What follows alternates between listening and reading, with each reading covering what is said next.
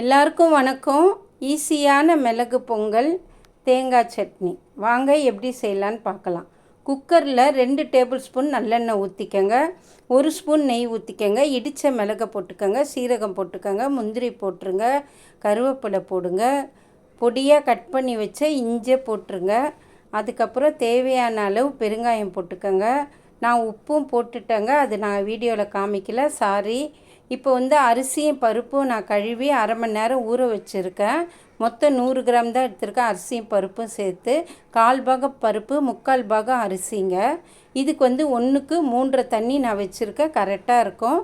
குழஞ்சி சூப்பராக வெந்திருக்கும் பாருங்கள். ஏர் வந்தவுடனே விசில் போடுங்க, அப்போ தான் நல்லது. நமக்கு அதில் ஏதாவது அழுக்கு அடைச்சிருக்கும் குக்கரில், அதனால் ஏர் வந்தவுடனே போடுங்க. இப்போ சட்னிக்கு ரெடி பண்ணிக்கலாம். உடச்சக்கல்ல, தேங்காய், பூண்டு, ஒரு 5 காஞ்ச மிளகாய் போட்டு அரைச்சிக்கங்க. நீங்கள் சட்னி நிறைய வேணும்னா இன்க்ரீஸ் பண்ணிக்கங்க.